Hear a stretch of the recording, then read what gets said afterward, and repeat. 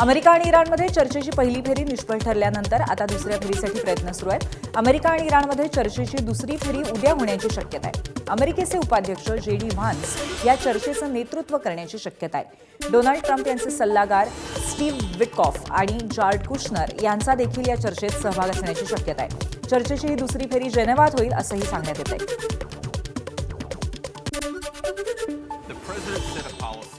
Iran cannot have a nuclear weapon, and right now we are negotiating to make sure that very thing happens. What the president wants to make, he doesn't want to make like a small deal. He wants to make the grand bargain.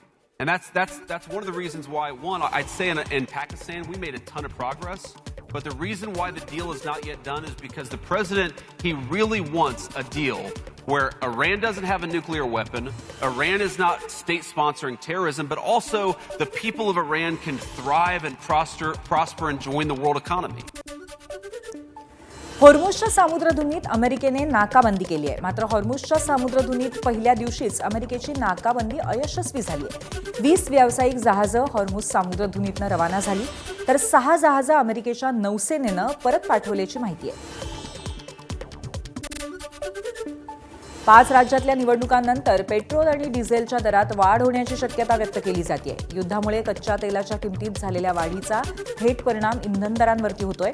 उत्पादन शुल्कात कपात करूनही तेल कंपन्यांना diesel मागे सुमारे 35 रुपये तर पेट्रोल मागे 18 रुपयांचं नुकसान सहन करावं लागतंय। एप्रिल 2022 पासून दर वाढलेले नसतानाही गेल्या महिन्यात कंपन्यांना दररोज सुमारे 2400 कोटींचं नुकसान झाल्याची माहिती आहे। त्यामुळे लवकरच दरवाढ अटळ मानली जाते।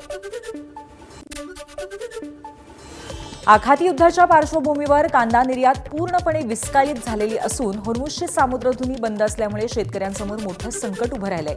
राष्ट्रवादी काँग्रेस पार्टी शरदचंद्र पवार पक्षाचे नेते जयंत पाटील यांनी मुख्यमंत्री देवेंद्र फडणवीस यांचं याकडे लक्ष वेधलंय। कांदा उत्पादनासाठी प्रति क्विंटल सुमारे 2200 रुपये खर्च येत असताना बाजारात मात्र केवळ 900 ते 1300 रुपये दर मिळत असल्यामुळे शेतकरी अडचणीत आहे। निर्यात बंद आणि अवकाळी पावसामुळे झालेलं नुकसान या दुहेरी संकटात सरकारने तातडीने हस्तक्षेप करून हमीभाव जाहीर करावा अशी मागणी जयंत पाटलांनी केली आहे। आखाती देशातल्या युद्धाचा आता थेट शेतकऱ्यांना फटका बसतोय। रासायनिक खतं आणि कीटकनाशकं यांच्या किमतीत भरमसाठ वाढ झाली आहे। खतांच्या बॅगमध्ये 200 ते 300 रुपयांची वाढ झाली आहे। त्यातच आता रासायनिक खतांची उपलब्धता कमी झाली आहे। आखाती देशांमधनं कच्चा माल येत असतो, शिवाय त्यावर प्रक्रिया करण्यासाठी मोठ्या प्रमाणात गॅसची गरज असते। या सगळ्याचा फटका आता रासायनिक खतं आणि कीटकनाशकं यांच्या किमतीवर झालाय।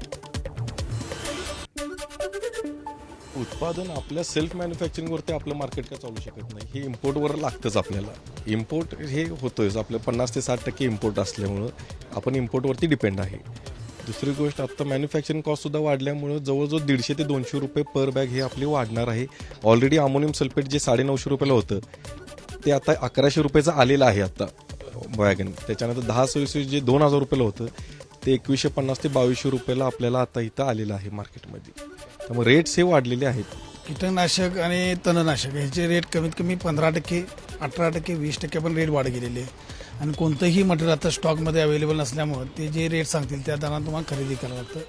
पहिलं क्रेडिट पॉलिसी होती, आता ॲडव्हान्स पेमेंट मारल्याशिवाय माल यायला तयार नाही आहे।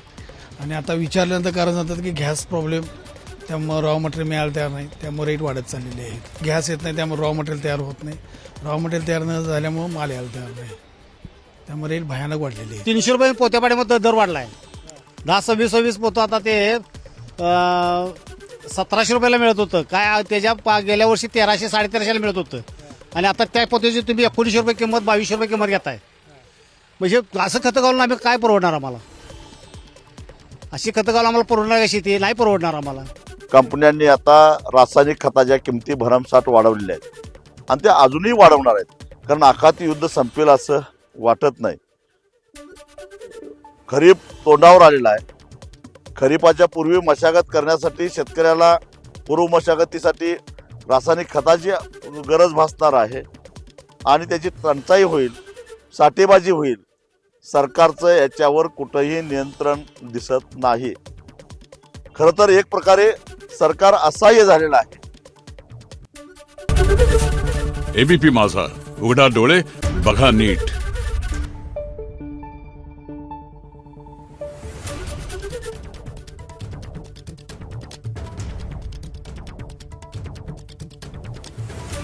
आहे